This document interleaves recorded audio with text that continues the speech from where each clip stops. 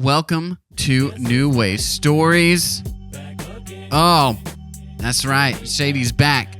And Jesse's back. Jesse's back. We're a comedy podcast that talks creativity, comics, and cinema. And the gang is all here, back for 2026. We hopefully talk about how we can be kingdom building and what that means, essentially just making the world a better place. Talking about things that we love. First episode of 2026. Welcome, guys. How are we feeling? It's a new year. New year, new us. Yes. You know? And when I say new us, me. I mean... I was real Slim Shady in 2025, but in 2026... coming back as Marshall. I was a bit of a chunky Shady, and now in 2026, I'm hoping to get back down to a Slim Shady. That's the hope. Man, last 6 weeks I've been on paternity leave. You guys, which NewWayStories gives. That's not what we called it. NewWayStories gives great benefits. Can you for believe paternity Ozempic leave. hasn't used Slim Shady as a commercial song? Can you imagine as a GSLU1 blocker? I'm trying to think of what the pre-song would be. And then when they switch over and they're like, I lost 45 pounds in 3 weeks on Ozempic. And it's like... To say the other thing that would be great for Ozempic would be Baby Got Back. But then halfway through the commercial, someone turns from back to front and says, not anymore. Not anymore. And then the classical happy music from a medication ad plays. It's a win because you don't have to date Sir Mix-a-Lot. He's like, I don't want none unless it's got buns, hun. You go, well, it's a win now because I get to break up with Sir Mix-a-Lot. I used to only be one of those rappers' girlfriends. Now I'm a millionaire's heiress. Okay, let's just kind of get into this. Today we're talking about unsung heroes in film. This is people who show up in movies and TV that the general population does not know their name, but they just continue to show up and make the project better. But first, just a quick recap of 6 weeks. I had a baby. I was on paternity leave, and I had a baby, little Peter Cullum Roberts. He is awesome. Babies are such a weird thing to experience. I think ultimately I'm very tired 6 weeks in, and I think you don't at least in my experience, love at first sight. That's kind of a cliche. And I don't think it's real in adult people. But I think when Peter came out, it's just oh my gosh, I love you so much. And weird things happen. I was just watching him sleep last night. You. No, he doesn't really know. I think he knows. He kind of has a calming effect sometimes when I start talking or pick him up. But last night I was watching him sleep and I almost cried. I thought about watching Davy Crockett with him a couple days ago, and I did start crying. So imagine if you had named him Davy Crockett. Well, it was close. He was 3, and you caught him grinning down bars. Well, I mean that's the goal. I was thinking, I was I need to start imprinting some of these films on him, because I think if I wait until 7 or 8 to show him Davy Crockett, a movie from the 50s, it's too late, right? He's already inundated to Bluey or whatever. Well, I've been thinking about that more because I remember we had a conversation about not wanting to force your kids to like the things that you like or do what you want to do, but they just will naturally pick it up because it's what's around the house. Marion loves the piano, only because I just play it a lot. Well, she watches me play it, and she's like, "Yep, I want that. Give me what is that?" I ask Kate. I'm always testing Kate on actors' names and song, who sings what song, and I'm like, do you think Peter's gonna get annoyed by that? Because I definitely will do that to him when he comes of age. But I also was thinking my dad was always really good at which classic rock artist sang the song, and so I would wanted to be that. I'd be like, is this Def Leppard? And he'd be like, yeah, it is. I'm like, yes. So I'm every parent has to remember is like, with rare exceptions, when your kids are 15, 16, probably 14, 15 to 16, they enter that phase where like it's not that they think you're an idiot. It's just that they're embarrassed by you. And so they're going to act like they think you're an idiot regardless. And it's just because all teenagers are the most insecure people on the planet. Sure. So all parents have to remember, like, yeah, they're going to act annoyed at that when they're 14, 15, and 16. Yeah.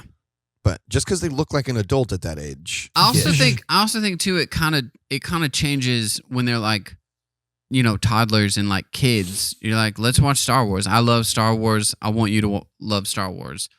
I think my thing is when they are 14, 15, 16, not to be like, I love comic books. You have to collect comic books. Or I like writing books. You have to like writing books. Yep. And not forcing that on them. Yeah, that's crazy behavior. When they are starting to form their own opinions and have their own interests. Yeah. Like finding the balance of being like, oh, you want to, I don't know, feel like you want to like play ice hockey. I had zero interest in ice hockey, but like you want to try it, like let's try it. Yeah. And then you end up being really good, and the coach is like, hey, we don't usually let 45-year-old men on the team, but we're going to make 13, an exception. 14. Yeah, come Unfortunately, your son can be on the team, I guess, but he's going to ride the bench the entire season. Only if you agree to be our starting quarterback. In hockey? In hockey, in hockey. I know how hockey works. You know. So yeah, that has taken up the last 6 weeks of my life. I've watched a lot of YouTube videos. On how to parent? No, just holding him, trying to get him to sleep. And what is brown stuff in diaper? Well, when he's first born, why babies smell bad? When he's first born and it's black and tar-like, you're like, what the be scary. heck? What is happening? Like, that's normal. I'm like, then better be normal. My baby is an alien.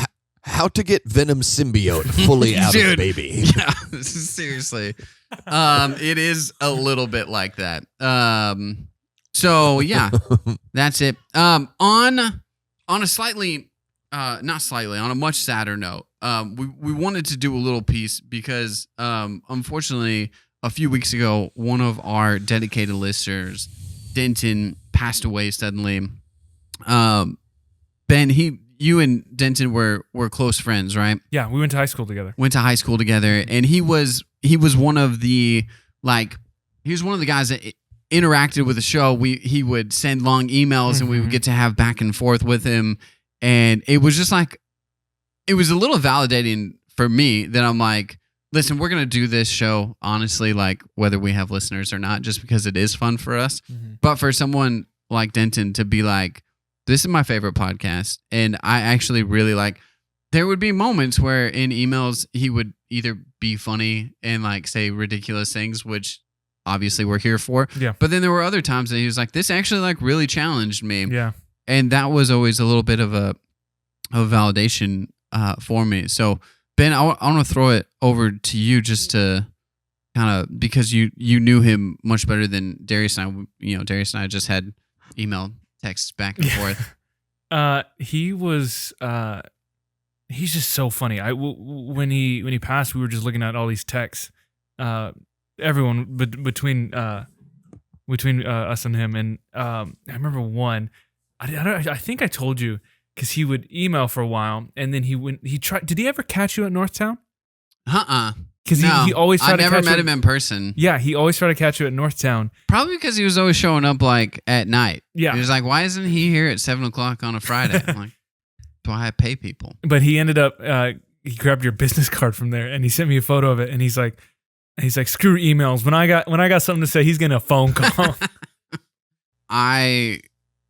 Now that Darius and I are grizzled old veterans at 35 years old, I have lost a few friends in my early 20s, and it's such a hard thing that, you know, from age 18 to 25, honestly, even now it would feel like way too early, but there's just something about losing a friend, and it's always sudden, right? Like it's always sudden when you're in your 20s, and then you have this friend that you're hanging out with and like talking movies and comic books or whatever, like, and then one day they're here and the next day they're not, and it's just such a hard thing, and for me, I really struggled with even just like knowing how to grieve over in that process.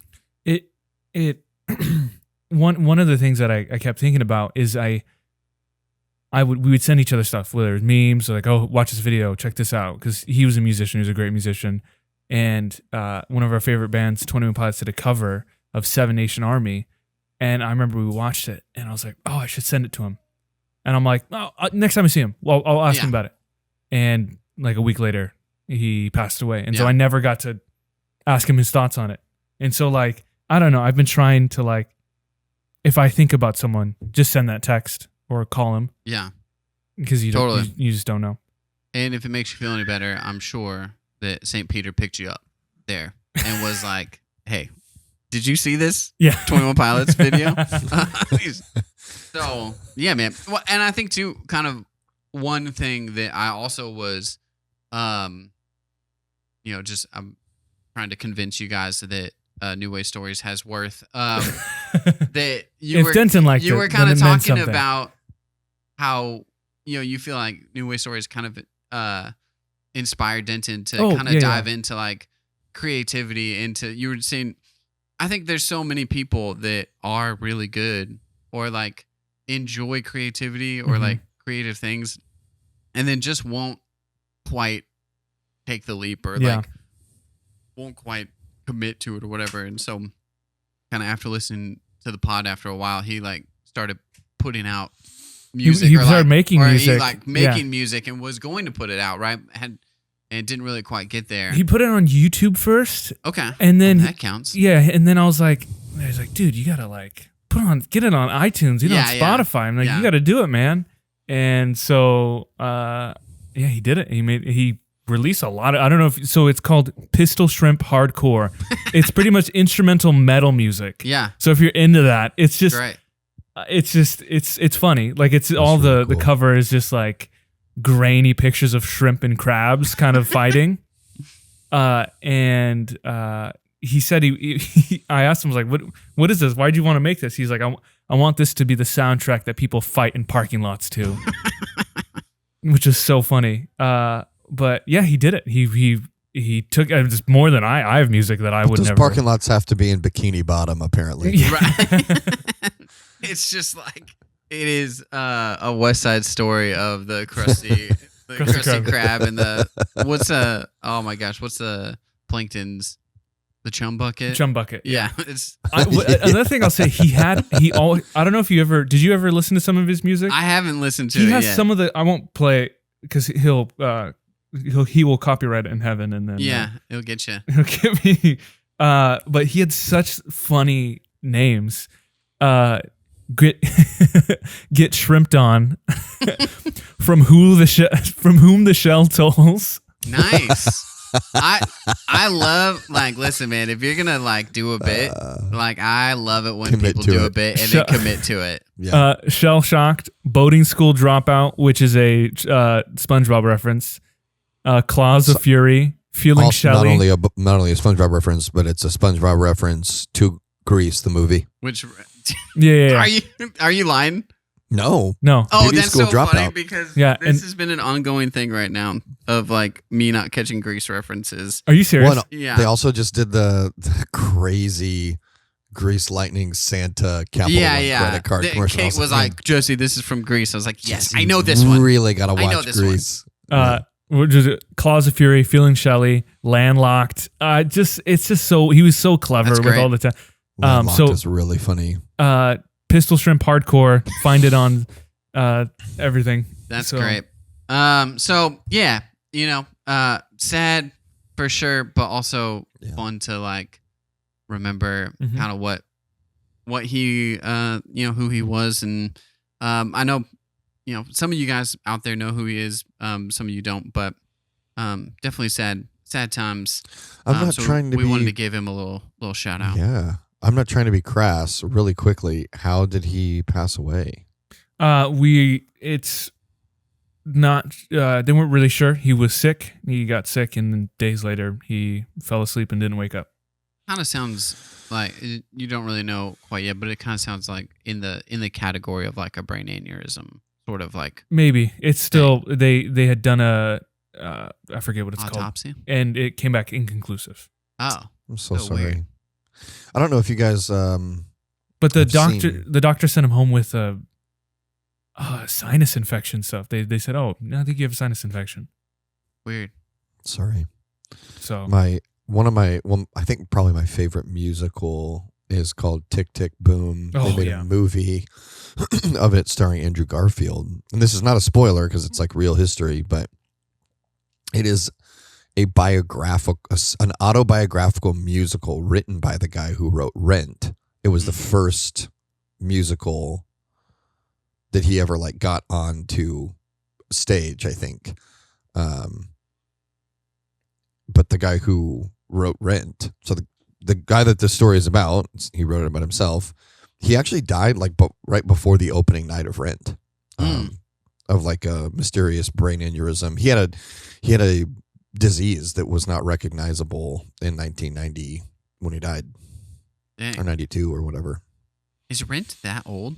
yeah, it's pretty old.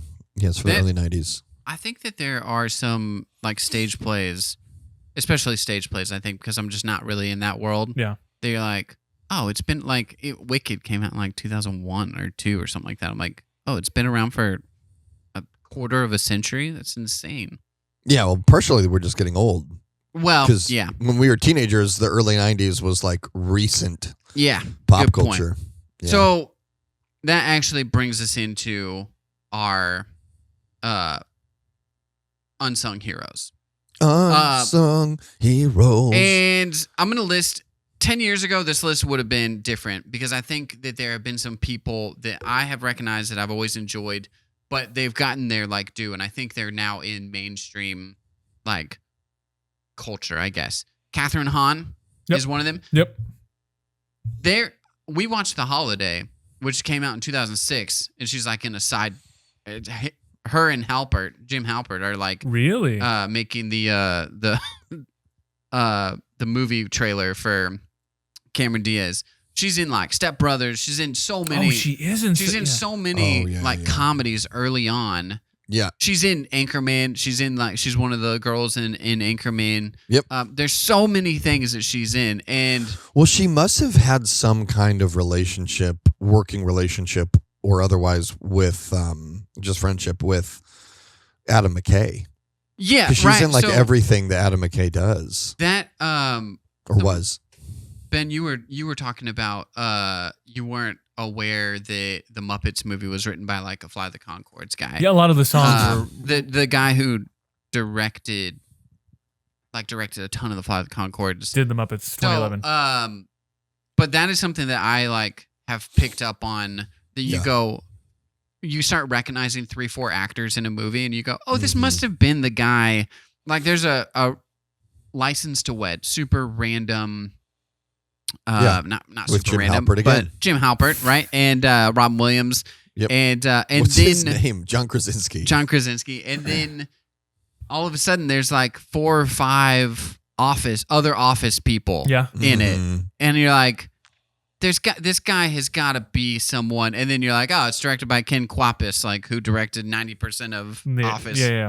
Episodes. I will say also, now that once I figured out that the Flight of the Conchords did it, listening back to those songs, I'm like, yeah, these are very Flight of the Conchords. Yeah, these and songs. you're like, oh, that's why this is like incredibly catchy. Oh yeah, they're catchy and hilarious, and so Catherine Hahn, she used to be on the list, not anymore. Olivia Colman, British actor, she was in everything, like even and it's.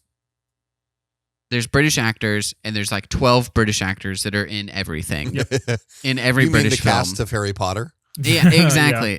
Not the kids, but Olivia Colman. That's exactly who I thought that was from. She's in BBC comedy Rev. Yeah, Rev, amazing. Yeah. She's in. He's somebody that I didn't put on the list, but you could totally put him on the list. Oh man, what is his name? It is the same as Spider-Man, but not quite.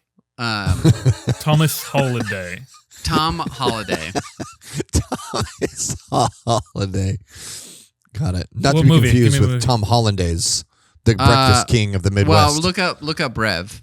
I Rev? feel like that was Yeah. a really good joke. That we were talking about. So, yes, Olivia Colman. She's in so many things, like especially like British things. She's in Hot Fuzz, but now she's in like American films as well. She's in the MCU. She's now a member of the MCU. and that's like I guess that's every actor now, though. kind of the same thing with like Paul Bettany, which I don't think people actually know who Paul Bettany is, but I agree. He is You know- in the MCU. Wait, what's this movie called again?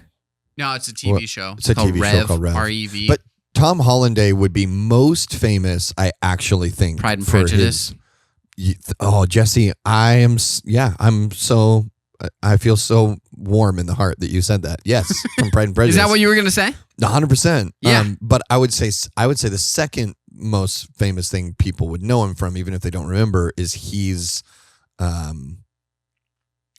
Lord Cutler Beckett in Pirates of the Caribbean 2 and 3. Yeah. Right. This is my point that you go, oh shoot, he is in that movie. Yeah. Tom Hollander. Tom Hollander. Yeah. And Tom if Hollaback you girl. can't quite remember his name, that proves the point. Yeah. And when he shows up in something, you go, you're the best. You're the man. Yeah. So this is a little bit of a White Lotus effect, that when they're on that, now people recognize him. Walton Goggins is in, he's in so many things. If you're a Walton Goggins fan now, I'm so happy that you're on the train. But he's been in stuff like, and usually like a henchman that gets killed. Yeah. Most of these people, I would say, don't quite have leading actor, like, Not yet. star At least not power. yet. Well, Darius and I have always talked about this with Paul Bettany. He's in so many things that we like love him in, but every movie that he's like the main guy kind of not good. blows. Yeah. Yeah, I mean, it's obviously like the funny thing about acting is there's so many working actors, there's so many working writers, there's so many aspiring and working directors, and then there's like 10 to 20 spots in pop culture, Right. like for the mega superstars, and that's just like doesn't mean that they're not great. Well, I would say this too, like to your point, the common public doesn't know them, but in the industry, the reason they're in everything is because people in the the industry love to people work with know them. them. Same thing with like musicians, where they go, like, oh shoot, I need to have this guy like play on the track, even though he's not in the band. Mm-hmm. Yeah. Or who's the hip hop producer, Rick Rubin. Mm-hmm. Like, I don't think like modern, and honestly, until like maybe 10 years ago, did the regular public know who Rick Rubin was outside of like hip hop fans? Well, I don't think it was like the marketing for rap music was very intentionally to try to make it I don't know, gang oriented, and I don't think they wanted people knowing that a rich Jewish guy was writing half of the music. What are you talking about? Like a guy with a long beard with no shoes on, walking around in an empty house being like, you got Just 99 problems. As a and- side note, I did. He's literally looking at his furniture. He's like, "In a bench ain't one." Gosh, it just No. doesn't. There's got to be There's a just word. not a flow there. 99 problems in a... Sorry, Jess. That's okay. I told you about this book. It's called The Rap Yearbook by Chase Serrano, who's one of my guys. He goes over like the most influential rap song starting back in like 1979. Right. And That's it's really incredible. And Oh, gives to a the little gives a the- little like what the song is about, why it's important, and it's also very funny. Anyway, so Sam Rockwell, I think, is I think people know who Sam Rockwell is now. Yeah. Like, especially when that- he was like 3 Billboards. He was in. I love this is like an arbitration episode where it's like, Catherine Hahn, you're off the list. Get out of here. You're no longer an unsung hero. You're a sung hero. Well, she started in a Marvel show. Well, she started in a Marvel show, but I think she was I think she was starting to make it before then, but like, Yeah. it is you start getting commercials, like people recognize you, Yeah. and Once people know your name, and off you're the now list. the lead. Now, Yeah. Sam Rockwell may still actually be off of this list because there's not a ton of movies still where they go, this movie is starring Sam Rockwell. Starring Sam Rockwell. Right, exactly. But he's so good in everything that he does. He is, and it's a similar thing with Sam Rockwell. Well, you know why Sam Rockwell probably is like fully off the list is because he's in. Is it Push? Slither? Which is the one that's written by the guy that did Fight Club that he's in?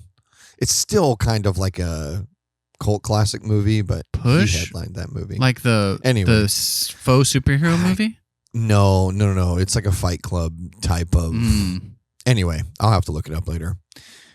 Okay. But I think Sam Rockwell's an unsung hero. Well, he doesn't get sung enough. He also was he was the voice of the bad guys. It's that that's so true. But also, in Bad Guys. Yeah, but also I had no idea. Yeah. So right. I mean, he's the henchman he's the teenage henchman in the original Ninja Turtles. So he's off the list. Then. He's like the sidekick in Galaxy Quest. I think the most beautiful thing about this list is when you go back and you watch a movie and you go, shoot, this person, you've been acting for 30 years? Yeah. And we like just now know your name? Sam Rockwell, you're 69 years old? Dude, exactly. Yeah. So, yeah. Sam Rockwell. Oh, man. God, sorry. It just popped into my head.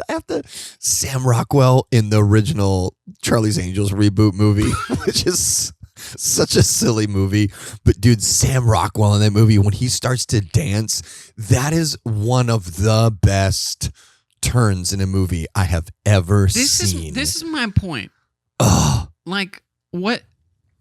Charlie's Angels I'm sure has its following, but like, yeah, you go, that movie is mostly unremarkable outside of the fact that it had the three actresses that it had in it. Yeah. And I think Bill Murray also made a cameo, but isn't he? No, he's Charlie, right? Bill Murray's Charlie. No, he's not. I don't know not. that much about the Charlie's Angels lore, but he's not Charlie. He is like their butler that turns the phone on so they can talk to Charlie. So anyway, the point is mostly unremarkable until you go, oh man, but when Sam Rockwell is on the screen, it is must-watch TV. Electric, yeah. So okay, we'll keep him as an actual unsung hero because you're right, he still doesn't get the praise that he deserves. I'm gonna go. This is another White Lotus thing, but I think Parker Posey is someone who is so funny. And she's in so many things, from indie movies to blockbusters to voiceovers. This is also a little bit. There's going to be a Best in Show theme with the person that I'm going to end on. But if you're in Best in Show, you probably are in a whole bunch of stuff, and people don't know who you are. Stifler's mom is the same thing with White Lotus. Blade Trinity. Mm-hmm. She's in Blade Trinity. I mean, she's in Scream. She's like, she was in like some teenage movies in the 90s. She also has this weird thing though, where she's identical to Elizabeth Banks, and so it's like really hard. Like Parker, because you'll see Parker Posey walk so Elizabeth Banks could run. I would even just say, like, unfortunately, Elizabeth Banks, not unfortunately, just like the way it happened. Elizabeth Banks is the name everybody knows. Yeah. And I think like, a lot of times people would be like, oh, I loved Elizabeth Banks, and I just saw that she's in this movie called Best in Show, and you're like, ooh, it's not Elizabeth Banks. It's like her doppelganger with also almost the same on-screen personality. I would say that Elizabeth Banks was actually somebody very similar who was just in a whole bunch of stuff for 10 years. Yeah. And is so good. Like, she's so funny in 30 Rock, and like people just don't really know that she, I mean, you know what's weird is like how many careers the movie Pitch Perfect. Okay. Which is not an indie movie at all. But no, she wrote that movie, right? Oh yeah, I think she did. I think you're right. But the movie Pitch Perfect is she one of the judges? A bunch of careers. Is she one of the Yeah. judges? Yeah, Okay, well, I think that's one of the reasons I need that to watch she gets this associated with. One of the reasons that like that association with Parker Posey is so weird is because the entire movie, Elizabeth Banks is right next to Michael Higgins Clark. okay, John Michael Higgins. John Michael Higgins. Sorry, Michael Clark Duncan. On IMDb, it says Pitch Perfect was written by Kay Cannon and Mickey Rapkin. Oh, okay. Directed by Jason Moore. Oh, why did Banks, I think? Okay. Elizabeth Banks wrote one of the sequels. I think that's why. Gotcha. Yeah. So, well, I'm gonna keep it. All right, Parker Posey, Elizabeth Banks is a sung hero for sure. But Parker Posey, so funny, so good. Unsung hero. Judy Greer. Do you think the common public knows who Judy Greer is? I have to Google her name.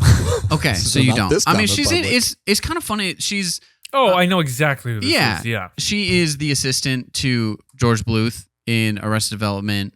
Man. Kitty, and she's in 13 going on 30, but she's also in Ant-Man. She finds herself into the new Planet of the Apes franchise. She's in Jurassic World. Yeah. Like and Her and Catherine Hahn are the exact same career. right, yeah. Super strange. Except I would say, well, Judy Greer actually has kind of, this is something that she's starting to get like more and more real roles. Like when you go onto her IMDb, they're like Judy Greer's career, and I would say if you polled Judy Greer career 50 people, like 3 people would know who Judy Greer is, maybe.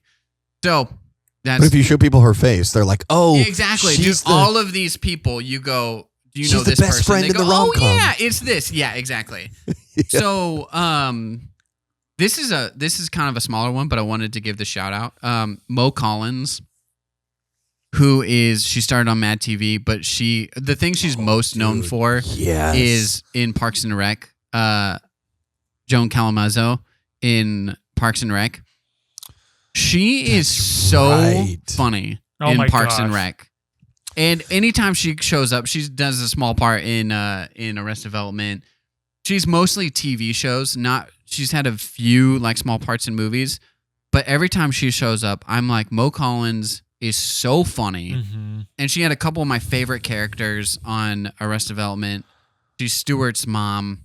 Stuart. Really crazy thing that happened to me the other day. I love this when there's new people at church, and I'm like, well, this is the only church I think that exists for you, because this guy named Patrick in his 50s, shout out to Patrick, amazing dude, showed up on a Sunday, first time at church in 30 years, said, "Hey, I'm going to come back and help with an outreach on Saturday." Just a swell human being. So me and him were walking around, knocking on doors, doing an outreach, and trying to hand out free stuff. And we were talking about dogs, and we all love dogs. And Patrick goes, "Yeah, we have one dog named Stuart. You probably don't know this, but after the Mad TV sketch." And I was like, "Oh, so good." What? Yeah. Start. Look what I can do. Dude, that's crazy. This is why I love pop culture, is because you have an automatic in to such an obscure reference. Yep. It wasn't an obscure reference in the 90s, but now I suppose that's true. Now it is. Well, I mean, it is. I guess it maybe still was. Mad TV was like Saturday Night Live's like little brother that nobody really paid attention to, but it was so funny. And what about Living Color? What would that be? In Living Color, is Saturday the Night fun Live, uncle. but black. Oh yeah. But also had Jim Carrey on it. Which is so funny. Also, neither in Living Color or Mad TV aired live. Yeah, interesting. So, recorded live in front of a studio audience, but not aired live. So yeah, Mo Collins. And what would the Muppets be? I just well, that's just Jim Henson. That's just Jim Henson being Jim Henson, man. That's just Henson getting his hints on. He was the SNL reject.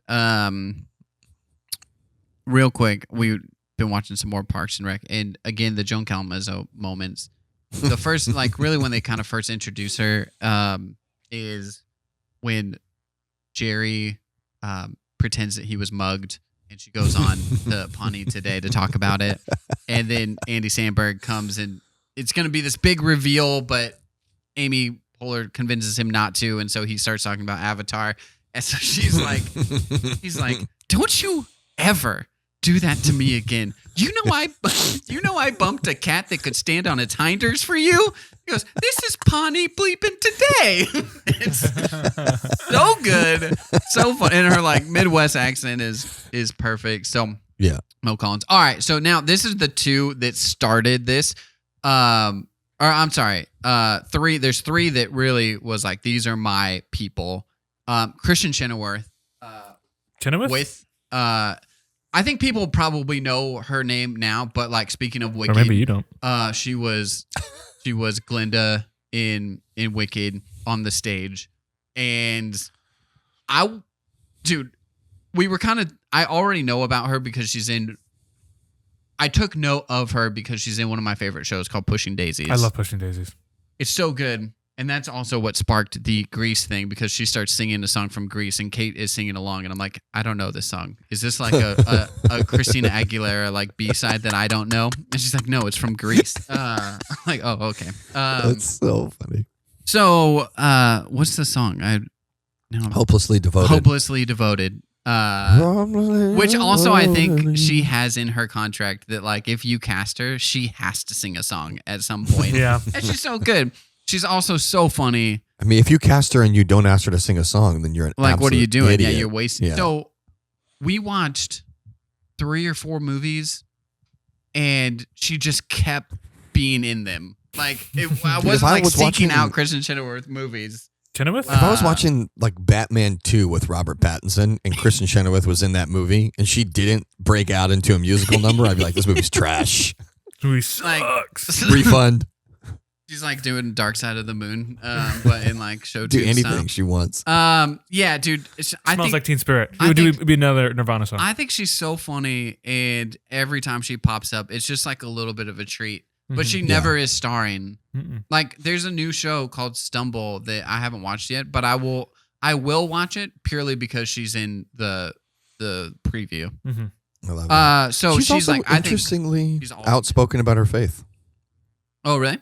Boo. Not like in I haven't really like this. It's another interesting thing that I really haven't like listened to any interviews with her or anything. She just keeps popping up in movies and always movies that I like, right? And then she's like on kind of stacks on top of it. All right. Yeah. This guy, this is inspired by Anaconda. Oh, jeez. Which looks amazing, makes Ben. a lot. And I'm so pumped to watch it. The remake. Well, I hope it's inappropriate and you can't. Well, I don't think so. Steve Zahn. Do you guys know who Steve Zahn is? Dude, it's crazy that Steve Zahn is your ringer for the end of this list. Well, I have one more. Oh, but okay. he's like the follow-up to the ringer for me. Here's the thing. He was in a movie called Saving Silverman that was really funny to me when I was a kid. I haven't watched it for a long time, but they're in a Neil Diamond cover band called Diamonds in the Rough, and him and Jack Black are so funny in that movie together. And then he's in Sahara. He's Matthew McConaughey's sidekick in like the 2005 movie. I think he's so funny in that movie.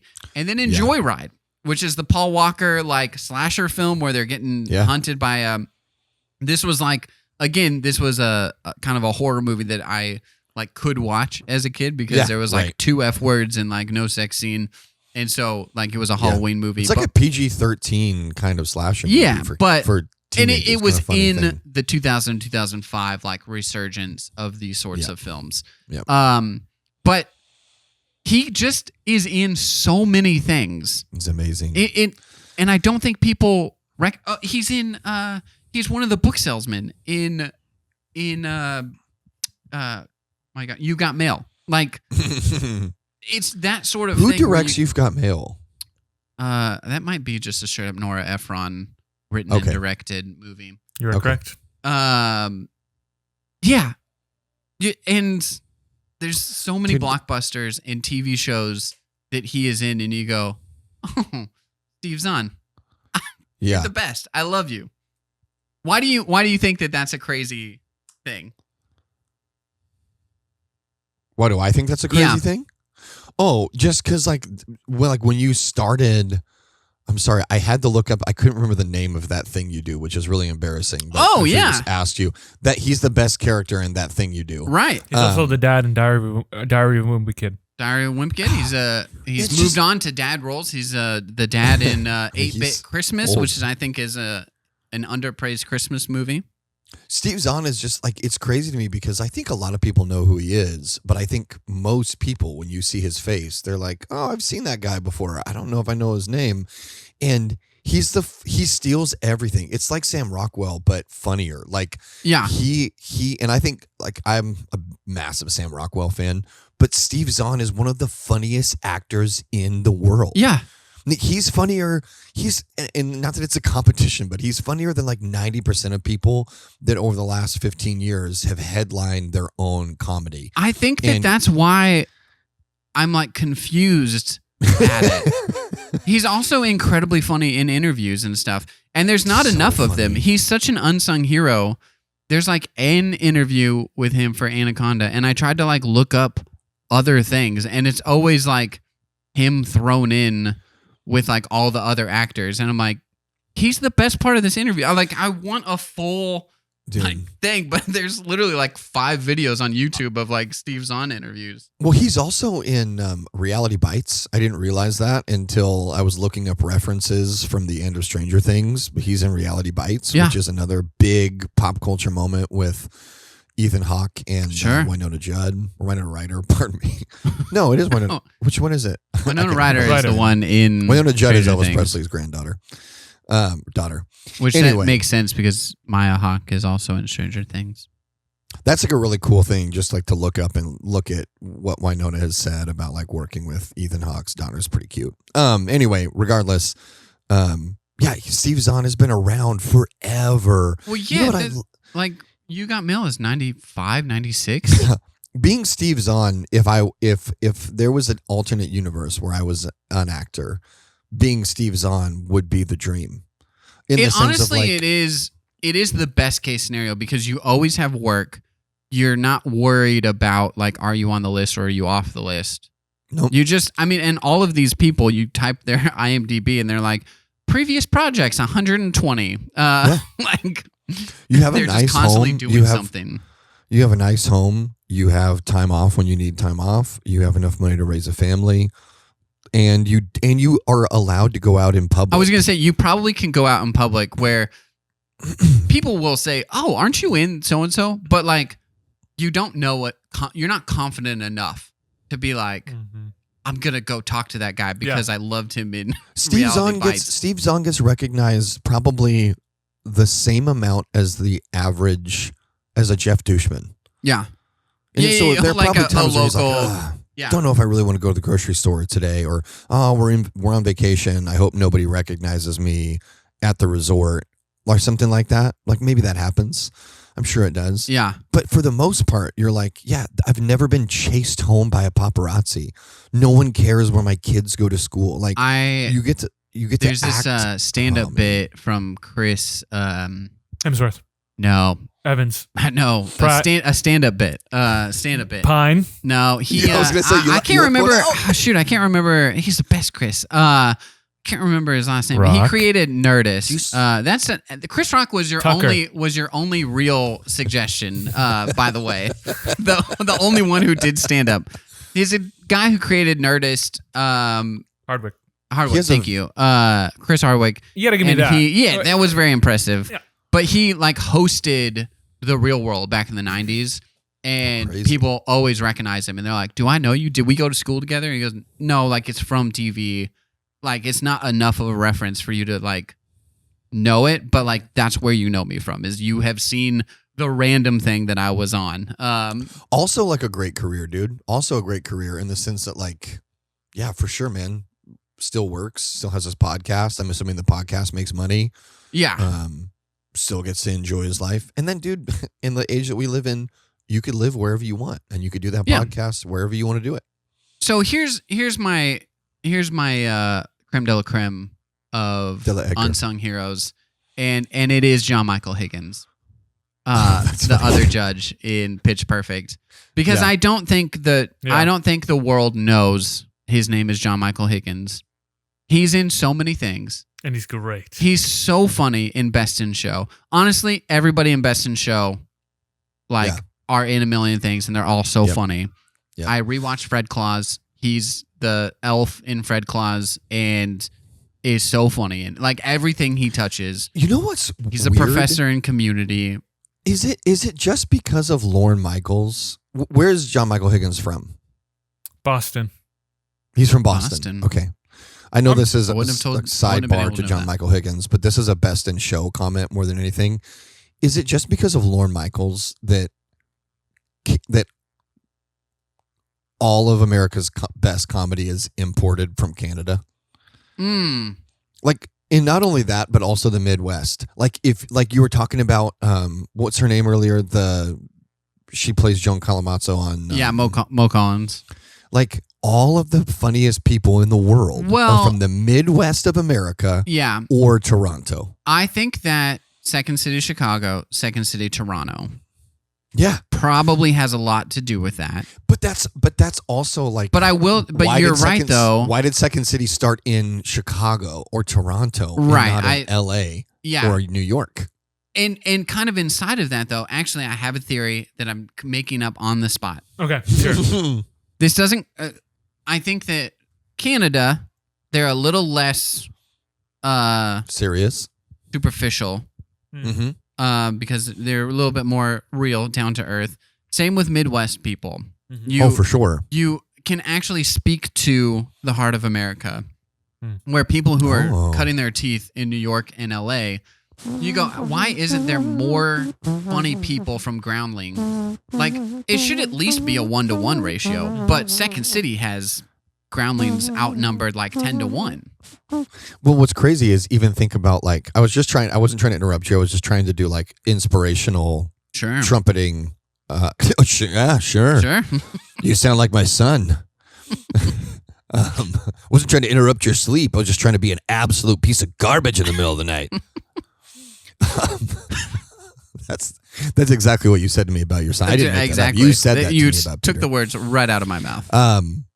Like Melissa McCarthy didn't go to Second City. Is from the Midwest. Went to Groundlings. Kristen Wiig, I don't know where she's from. She went to Groundlings, didn't go to Second City. So it's interesting Groundlings is in LA. It's just interesting. Like, it isn't just Second City. Like you said, there is, like, just like you were saying, there's a great 30 Rock episode where Jack is like, you guys have got to get out of New York a little bit. And I can't remember the reference, but he's like, and when I say New York, I don't just mean that you got to get out of Manhattan. And they're like, what are you talking about? Like, he's like, you have gotten the audience of like gay men, like 30-year-old gay men and like women over 40. He's like, you need a larger audience. So good.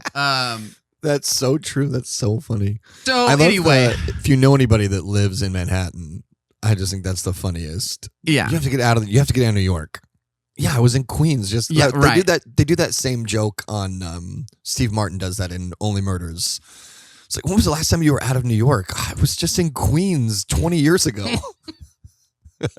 So okay, those are the unsung heroes. We're kind of at our limit here on time. Yeah. Both of our children are in the other room making some noises. That's awesome. So we have just been neglecting them this whole time. No, our wives are not here. They're just in the living room. Are over there doing what they should be doing. Yep. Being mothers. I thought you were going to say neglecting our children. No, they're both drinking wine. Like the kids are like crying. They're like, if they cry loud enough, they'll stop the podcast. Malia's holding the box open over Kate's mouth. Oh my gosh. Okay, this is for another time. But like Kate turned on the Mormon Wives Hulu thing, and I like just in passing caught 30 seconds, and she's like all Mormons aren't the same. Like, we're not all wearing special underwear. It's like, so this was just a TikTok that we like did to support each other as Mormon wives. And then the next clip is like, none of them are Mormons. We were hanging out and like we've all made out with everybody's husband. I go, okay, well, there's got to be a middle ground to like special underwear and like drunken orgies. Yeah.